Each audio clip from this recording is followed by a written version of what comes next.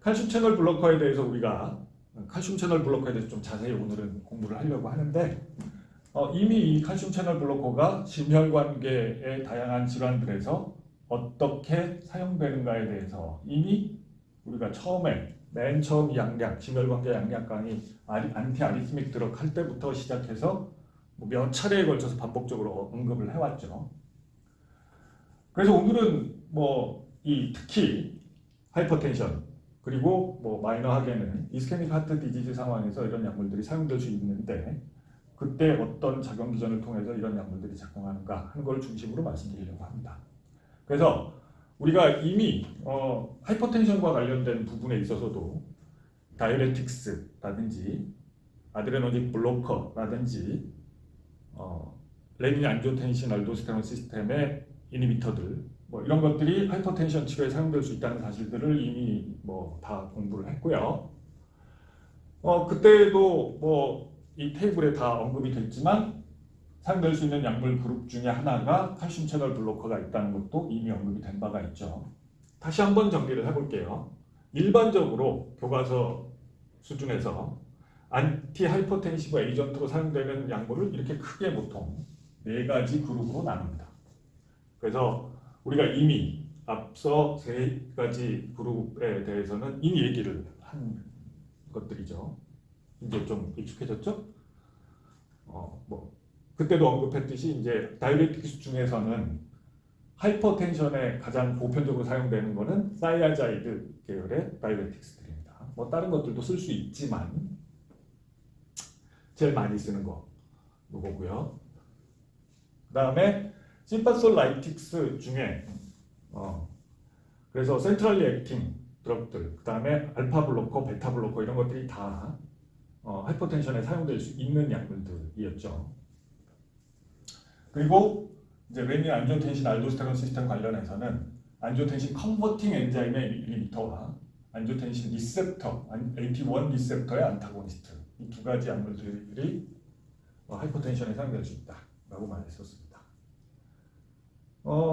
이게 이제 칼슘 채널 블로커는 크게 보자면 바소딜레이터 그룹에 해당합니다. 그래서 이 칼슘 채널 블로커들이 지금 현재는 가장 이 계열에서 당연히 많이 쓰이고 있고 이 다양한 약물군들 중에서도 사실상 거의 지금 현재 시장에서는 아마 가장 많이 쓰이는 약물일 거예요. 하이퍼텐션의 치료에. 이제 미녹시딜이나 하이드롤라진, 소디움 나이트로프루사이드 같은 것들도 이런 다른 그룹과 비교했을 때는 바스큘라 스무스 머슬에 작용해서 직접적으로 그러니까 예를 들면 안지오텐신을 블락한다던가 알도스테론을 블락한다던가 심파테틱 시스템을 블락한다던가 이런 이펙트가 아니라 바스큘라 스무스 머슬에 다이렉트리 작용을 해서 릴렉세이션을 유발함으로써 페리페럴 바스큘라 리지스턴스를 낮추는 그런 효과를 나타내는 약물들 그룹이고 과거에 쓰였던 약물들이긴 합니다. 근데 아시겠지만 이 약물은 지금 이런 약물들은 칼슘 채널 블로커에 비해서 이 그룹의 약물들 중에 거의 하이퍼텐션의 치료에는 사용되지 않고요. 요거는 아시다시피 이제 다른 용도로는 요새도 쓰이고 있죠. 예, 발모리엘 치료 약물 중에 하나로. 예. 그때 우리가 이런 다이렉트 바소딜레이터 그래서 하이퍼텐션과 관련해서 이 페리페럴 바스큘라 리지스턴스를 낮춤으로써 여기 직접 작용해서 바스큘라 스무스 머슬 톤을 낮춰서 토탈 페리페럴 리지스턴스를 낮추는 방식으로 그러니까 블러드 프레셔는 카디악 아웃풋과 이 2가지 인자에 의해서 결정되는데 그 중에서 카디악 아웃풋 쪽이 아니고 요거에 직접 작용해서 효과를 나타내는 약물들 이런 것들이 가질 수 있는 보편적인 특성으로서 가장 중요한 게 이게 여기 혈관에 작용하다 보니까 이 다른 레귤레토리 시스템들에서 컴펜서토리 메커니즘이 작동할 수 있다는 거였죠. 그래서 그 중에 컴펜서토리 메커니즘 중에 가장 대표적인 게 이거 자극하는 거죠. 그래서 리플렉스 타키카디아가 나타날 수 있다. 카디악 아웃풋을 그러니까 이게 떨어짐으로써 BP가 떨어지는데 그 상황에서 심장에서는 이 카디악 아웃풋이 감소하는 시그널로 이걸 받아들여서 어떻게든 다시 카디악 아웃풋을 늘리려고 하는 그런 컴펜서터리 메커니즘이 일어날 때 제일 먼저 나타나는 현상은 우리가 경험할 수 있는 제일 먼저 직접 느껴지는 현상은 그 하트레이트 증가하는 거죠. 타키카르디아 일어나는 거. 물론 카디악 컨트랙션에 대한 촉진 효과도 나타나겠지만 그런 것들을 이미 언급을 했습니다. 예, 그래서 그런 백그라운드 하에 이런 약물들에 대해서 조금 더 구체적으로 스페시픽하게 얘기를 해볼게요. 언급도 이미 됐습니다만 크게 봤을 때 얘기했듯이 칼슘 채널 블로커는 크게 봤을 때 두 가지 그룹으로 나눠질 수 있습니다. 니펠리핀 계열의 약물들과 그 다음에 베르파닐 딜티아젠 같은 심장에 조금 더 직접적으로 효과를 나타내는 약물. 이거 얘기했었죠. 그래서 베르파닐 딜티아젠은 상대적으로 칼슘 채널이라는 건 뭐 바스큘라 스무스 머슬 셀에도 있고 카디악 셀에도 있는 건데 카디악 셀에 칼슘 채널에 조금 더 셀렉티브한 효과가 있고 니펠리핀 계열의 많은 약물들이 있는데 이 약물들은 상대적으로 심장에 직접 작용하는 효과보다는 바스큘라 스무스 머슬 셀에 칼슘 채널에 작용해서 톤을 낮추는 효과가 도미넌트하다. 베슬 셀렉티브, 심장 셀렉티브. 뭐 그런 차이점이 있어서 크게 두 가지로 나눌 수 있다 이렇게 얘기했죠. 이게 화학적으로 이 다이하이드로피리딘 스트럭처를 갖고 있기 때문에 니펠리핀을 포함한 여러 약물들을 통칭해서 다이하이드로피린 계열의 칼슘 채널 기량제라고 부릅니다. 이것이 베슬에 좀 더 셀렉티브한 효과를 나타낸다는 얘기인 거죠. 잠깐 리뷰하고 지나갈게요. 아마도 대부분 기억하실 것 같은데 바스큘라 스무스 머슬 셀에서 컨트랙션이 일어나고 릴렉세이션이 일어나는 메커니즘은 가장 엔드포인트에서 중요한 부분이 액틴 마이오신 인터랙션인데 이 액틴 마이오신 인터랙션이 강해지느냐 약해지느냐에 따라서 컨트랙션이 일어나느냐 릴렉세이션이 일어나느냐가 결정되는 거잖아요. 근데 이때 이 마이오신 라이트 체인에 포스포릴레이션이 되면 컨트랙션이 증가하는 쪽으로 나타나고 디포스포릴레이션이 되면 릴렉세이션이 일어나는 쪽으로 나타나는 거죠. 그래서 이 마이오신 라이트 체인의 포스포릴레이션의 정도가 결국은 컨트랙션의 정도를 결정한다고 볼 수 있는데 그 포스포릴레이션의 정도를 결정하는 가장 1차적인 레귤레이터는 마이오신 라이트 체인의 카이네이즈죠. 마이오신 라이트 체인 카이네이즈. 그래서 이 마이오신 라이트 체인 카이네이즈가 칼슘 칼모듈린 컴플렉스에 의해서 액티베이션이 되는데 그러니까 결과적으로 보면 세포 내 칼슘 레벨이 높아짐으로 인해서 마이오신 라이트 체인 카이네이즈가 액티베이션이 되고 액티베이션 된 마이오신 라이트 체인 카이네이즈가 마이오신 라이트 체인을 포스포릴레이션 시켜서 컨트랙션을 증가시킨다는 거고요. 그래서 칼슘의 레벨이 높으면 컨트랙션이 증가하고 칼슘의 레벨이 낮으면 컨트랙션의 강도가 약해지는데 다른 한편으로 보면 이 칼슘 칼모듈린 컴플렉스 말고 다른 세포 내 레귤레이터들이 있습니다. 예를 들면 사이클릭 AMP, 베타2 아고니스트에 의해서 증가하는 아데닐린 사이클레이즈 액티비티 증가해서 ATP로부터 사이클릭 AMP 만들어지고 이게 마이오신 칼슘 칼모듈린 컴플렉스와는 반대로 마이오신 라이트 체인 카이네이즈를 인액티베이션 시키는 그런 작용을 나타냅니다. 그래서 이 경우에는 이게 액티베이션 되는 거와 반대로 인액티베이션 돼서 컨트랙션이 약화되는 그런 메커니즘이 또 레귤레토리 메커니즘으로 하나 작용하고 또 하나는 주로 우리가 이제 다음 시간에 얘기할 내용인데 사이클릭 AMP 말고 사이클릭 GMP도 결과적으로 보면 컨트랙션을 억제하고 릴렉세이션을 증가시키는 효과를 나타냅니다.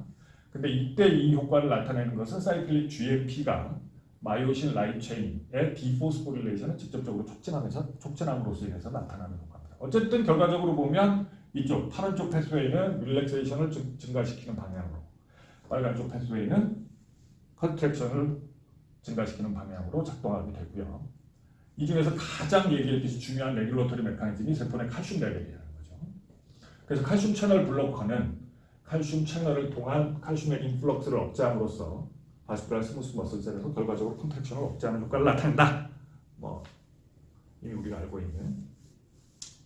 그래서 이것이 베슬에 다 작용할 수 있는데 그 중에서도 이 칼슘 채널 블로커들은 주로 베슬들 중에서 아테리 올에 작용하는 겁니다. 주로.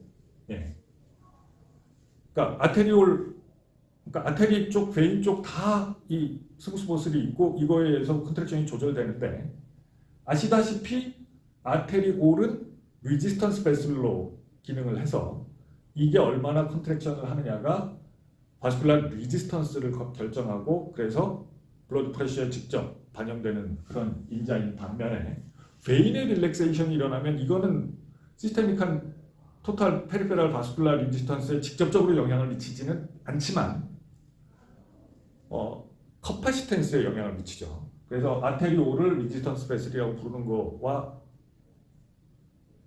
비교해서 이 베눌들은 커파시텐스 베슬이라고 부르죠. 그래서 이것들이 릴렉세이션 하면 블러드가 베인에 레저베이션 되는 거죠.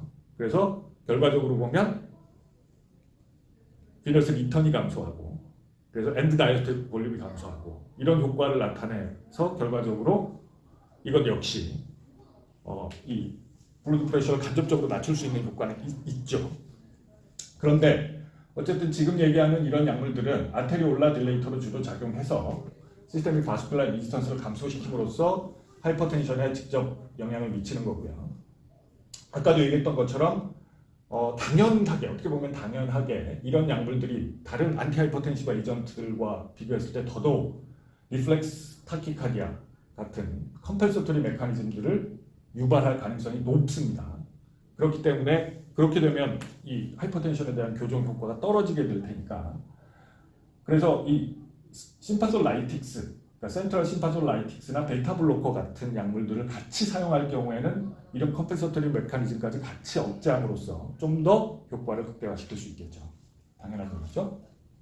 그런가 하면 이게 심장에도 어느 정도는 작용을 갖고 있는데 이 심장에 작용하면 컨트랙틸리티를 감소시키는 거기 때문에 만약에 카디악 컨트랙타일 퍼포먼스가 낮은 상황, 그러니까 뭐 카디악 페일리어 같은 상황에서는 이런 네거티브 이노트로픽 이펙트가 하이퍼텐션을 교정할 수 있을지 모르지만 결과적으로 봤을 때는 하트 페일리어, 즉 카디악 아웃풋의 감소는 더 악화시킬 위험도 있을 수 있죠. 그래서 조심해야 된다. 얘기했던 것처럼 이 다이하이드로피리딘 계열의 약물 대표적으로 니페디핀, 그 다음에 니카디핀 이게 이제 그 프로토타입 약물입니다. 이런 것들이 구체적으로 얘기하자면 딜티아이젬이나 베라파밀에 비해서 바소딜레이션, 특히 페리페랄 아터리올에서 작용하는 효과가 상대적으로 조금 더 큰 데 비해서 심장의 카디악 컨트랙틸리티나 카디악 리듬에 대한 이펙트는 훨씬 적습니다. 컨덕션에 대한 이펙트는 거의 없고요. 그래서 주로 이런 약물들이 고혈압 치료에 사용되는 거고요. 베라팜이나 딜티아젬 역시 경우에 따라서 고혈압 치료제로 사용될 수 있는데 이거는 혈관 평활근에 대한 작용, 그 다음에 심장에 대한 작용이 같이 당연히 나타나겠죠. 추가적으로 이거는 비특이적으로 교감신경 알파 블로커 이펙트도 있다고 알려져 있어요. 베라파밀은. 그래서 이 이펙트를 통해서도 역시 베슬의 릴렉세이션을, 아테리올의 릴렉세이션을 유발할 수 있겠죠. 어쨌든 심장에 대한 효과는 경우에 따라서는 이 리플렉스 타키카디아 같은 거에 대해서는 오히려 베네피셜한 쪽으로 또 효과를 나타낼 가능성이 있죠. 딜티아젬은 베라파밀과 대체적으로 같은 성격을 가진 약물입니다. 단지 조금 차이가 있다면 딜티아젬은 브라디카디아를 초래하는 효과가 조금 더 크대요. 그러니까 베라파밀은 주로 노달 컨덕션에 큰 영향을 미치는 거에 비해서 딜티아젬은 SA 노드의 오토매티시티에 조금 더 큰 영향을 미친다고 합니다. 그래서 이거는 그 브라디카디아를 심각한 브라디카디아를 유발할 수 있기 때문에 이거 베타 블로커를 썼을 때는 이것이 심각한 문제, 카디악 옵이 너무 많이 떨어지는 효과가 있을 수 있습니다. 예, 뭐 그 약물들에 대해서는 우리가 이미 여러 번 언급을 했는데 지금 이제 고혈압에 대해서 계속 반복적으로 얘기를 하면서 각각의 약물들이 가진 특성들을 서로 비교를 해가고 있는데 그런 측면에서 봤을 때 칼슘 채널 블로커들 같은 경우에는 지금 조금 전에 얘기했던 것처럼 하트 블락 같은 상황, 브라디카디아 또는 하트 블록 같은 상황에서는 이게 오히려 악화될 수 있는 그런 요인이 되니까 이런 데서는 컨트라인디케이션이 될 거고요. 주로 이제 시스톨릭 하이퍼텐션에 대해서 좀 더 상대적으로 다른 약물군에 비해서는 효과를 나타낸다고 알려져 있습니다.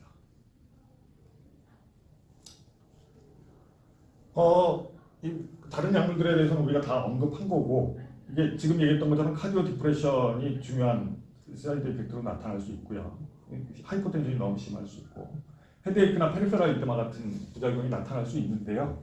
뭐 그렇게 이 부작용이 심각한 수준이 나타나는 경우는 드물다고 알려져 있습니다. 이게 아시다시피 안티하이퍼텐시브 에이전트를 우리가 치료적으로 사용하는 실제 상황을 상상해 보면 아시다시피 하이퍼텐션이라는 질병은 아시겠죠? 이거는 원인 치료가 되는 병은 아니잖아요. 예. 이게 사실은 정확한 그 원인 메커니즘도 사실은 우리가 잘 모르고 있고, 단지 그냥 이 센트럴리 뭔가 이 블러드 프레셔에 대한 셋 포인트가 맞춰져 있지 않아서 생기는 거라는 정도만 알고 있죠. 근데 이게 뭐 어떤 메커니즘으로 생기는지 잘 모르고, 그러니까 세컨더리 하이퍼텐션에 해당하는 아주 일부의 사례들을 제외하고 소위 이센셜 하이퍼텐션, 프라이머리 하이퍼텐션이라고 하는 것은 사실상 우리가 정확한 원인 기전을 모르고, 그래서 뭐 이거를 원인을 제거함으로써 치료할 수 있는 방법은 없기 때문에, 그리고 또 이제 당장은 증상이 없지만 이게 오래되면 카디악 페일리어를 유발할 수 있고 뭐 키드니를 망가뜨릴 수 있고 수많은 심각한 그런 합병증을 초래할 수 있기 때문에 증상이 없는 상황에서도 약물로 적극적으로 치료해야 된다는 사실, 이게 고혈압 치료의 중요한 원칙 중에 하나고, 또 하나는 뭐 모든 약물이 그런 것은 아니지만 경우에 따라서는 약물을 치료하다가 만약에 윈드로우를 하면 오히려 리바운드 피나미논으로 이전보다 더 심각한 하이퍼텐션이 초래될 수도 있기 때문에 약으로 혈압을 낮추기 시작하면 사실상 죽을 때까지 계속 써야 된다는 거죠. 장기간 복용해야 된다는 그런 겁니다. 이건 뭐 원인을 제거할 수 없기 때문에. 그래서 이런 부작용이 심각한 약물들은 쓸 수 없다는 말이에요.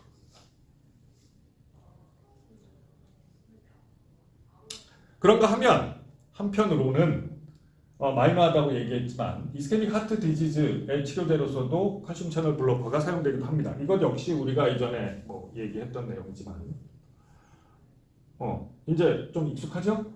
예. 이거 다음 시간에 조금 더 자세히 더 많이 얘기할 겁니다만 이거에 대해서도 우리가 얼핏 지난 시간에 얘기했었죠? 그래서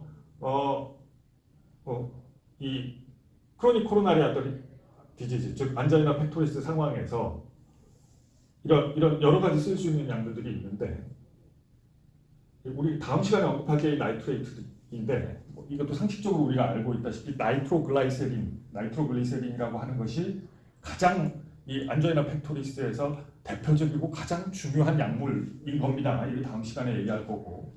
근데 이제 크로닉한 코로나리 아터리 디지즈 상황에서 같이 또는 뭐 이거와 별도로 사용할 수 있는 다른 여러 가지 그룹의 약물들이 있습니다.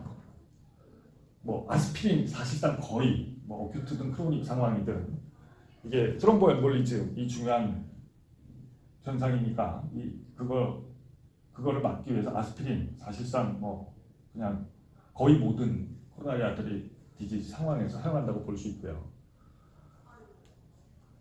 그리고 전에도 얘기했듯이 베타 안타고니스트 같은 것도 쓸 수 있지만 지금 하이퍼텐션에 대해서 작용했던 것과 똑같은 이유로 심근의 로드를 줄여주기 위해서 프레셔를 좀 낮춰서 로드를 줄여주는 목적으로 하이퍼텐션에서와 같은 메커니즘으로 이런 상황에서 사용할 수 있는 거죠. 예, 뭐 반복해서 자꾸 그냥 여러분들이 익숙해지라고 자꾸 똑같은 내용을 반복해서 말씀드리는 거지만 하여튼 특히 어큐트 코로나리 신드롬 상황에서 가장 중요한 건 이거입니다. 이거 상식이죠. 그래서 그 생각도 들더라고. 내가 그 며칠 전에 이 안자이나 있는 사람들은 이거 들고 다니거든요. 예, 주머니에 어딘가 찾아보면 있어요. 그리고 어떤 사람들은 목걸이에 걸고 다녀요. 이거를. 예, 목걸이에. 그러니까 언제 어떤 상황이 벌어질지 모르는 거기 때문에 위급한 상황에서 이게 뭐 모든 상황에서 이게 무조건 해결책은 아니지만 어쩌면 이거를 즉시 꺼낼 수 있다와 아니다가 생명을 좌우하는 경우도 분명히 있거든요. 그래서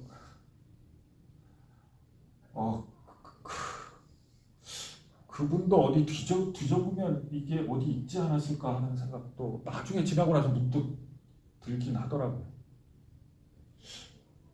아니면 혹시 이런 일이 있을지 모르니까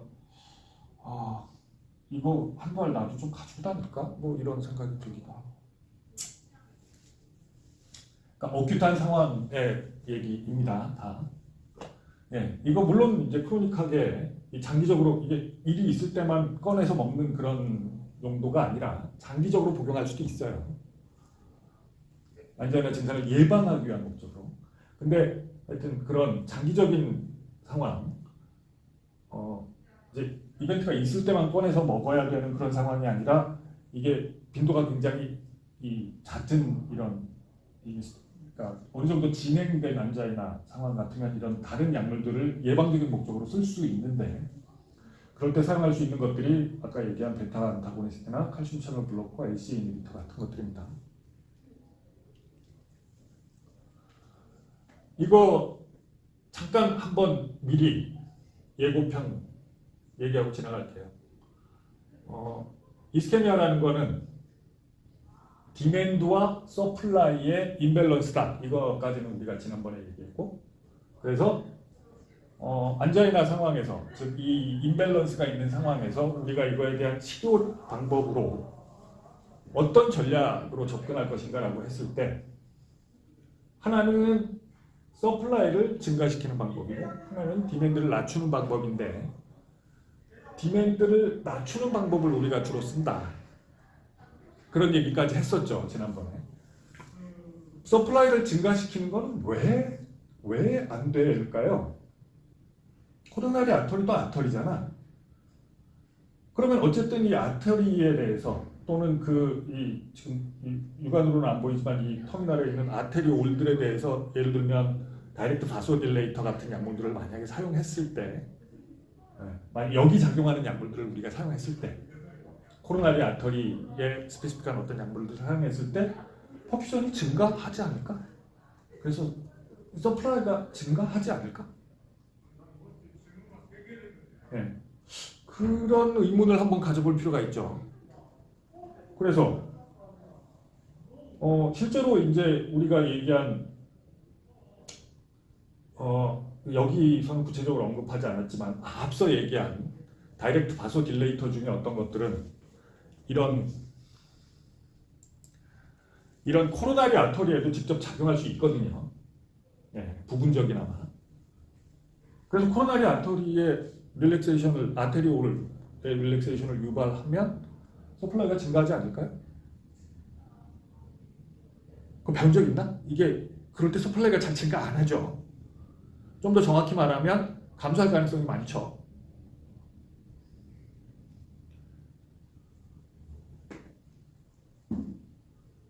그래서 결과적으로 이걸 서플라이를 증가시키는 전략보다는 이거를 사용하게 되는 건데 그 메커니즘, 그러니까 왜 다이렉트 바소딜레이터, 특히 코로나리 아터리에 작용하는 바소딜레이터가 마이오카디알 퍼퓨전을 증가시키지 못한가? 다음 시간에 또 얘기할게요. 어쨌든 그래서 이 칼슘 채널 블로커들은 주로 이 페리페럴 아테리 올에 작용해서 바소딜레이션을 유발하고 애프터로드를 감소시켜서 마이오카디알 옥시젠 디맨드를 감소시키는 것. 이게 칼슘 채널 블로커가 아까 얘기했던 크로닉 안자이나 상황에서 작용하는 메커니즘입니다. 네. 베일에 대한 효과는 별로 없는 걸로 알려져 있고요. 아주 부분적으로는 앞서도 얘기한 것처럼 SA 노드나 AV 노드, 그 다음에 카디악 마이오사이트에 작용해서 이런 그 하트 레이트를 낮춘다거나 컨트랙틸리티를 낮춤으로 인해서 결과적으로 옥시젠 디맨드를 낮추는 효과 있을 수 있고 그 결과로 또 혈압이 떨어지게 되죠. 컨트랙티비티가 감소하게 되면. 그래서 이거와 더불어서 추가적으로 애프터로드도 감소시키는 효과도 있을 수 있습니다. 이건 마이너한 효과죠. 그리고 여기 그림에는 코로나리 아터리에도 작용해서 효과를 나타낼 수 있다고 알려져 있지만 조금 전에 얘기한 것처럼 사실은 이 효과는 실제로는 기대하기 어렵고, 근데 이 바소딜레이션을 해서 실제로 중요한 이런 치료 효과를 나타내는 경우들이 있는데 스페즘이 있는 경우에 그렇습니다. 이게 아세로바가 막은 경우가 아니고 베슬의 스페즘 때문에 이런 증상이 발생하는 경우가 있거든요. 그런 거 아직은 안 배웠네. 베리언트 안자이나라고 하죠. 그런 거를. 그런 경우에는 이 스페즘에 대해서는 칼슘 채널 블로커가 코로나리 베슬의 바스큘러처의 스무스 머슬셀에 작용해서 이런 스페즘을 경감시키는 효과를 통해서 결과적으로 막힌 혈관을 뚫어주는 건 아니지만 스페즘이 있는 혈관을 릴리브 시킴으로써 옥시젠 서플라이를 증가시키는 효과를 나타낼 수도 있습니다. 근데 이거는 모든 경우에 그런 게 아니라는 거예요. 일반적인 안자이나, 베리언트 안자이나가 아닌 일반적인 안자이나 상황에서는 이 효과는 사실은 기대할 수 없습니다. 그래서 헷갈리기 쉬운 포인트인데 좀 더 그 구체적인 얘기는 다음 시간에 또 할 거예요.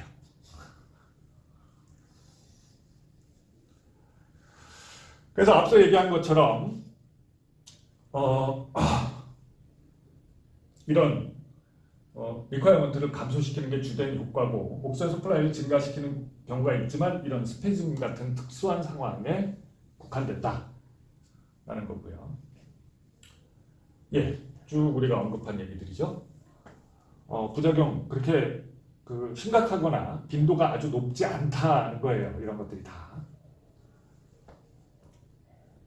그 다음에 이게 아까 얘기했던 니페디핀이 프로토타입 약물인데 암로디핀, 펠로디핀, 니카디핀 특히 그 중에서도 가장 요즘 들어서 안티하이퍼텐시브 드럭 중에 아마 가장 많이 쓰이는 게 이게 아닐까 싶은데 예. 이런 약물들은 상대적으로 니페디핀 같은 프로토타입 약물에 비해서 이제 조금 늦게 개발돼서 세컨드 제너레이션 다이아그로피리딘이라고 우리가 지칭하는데 이거는 이 듀레이션 오브 액션이 길어졌어요.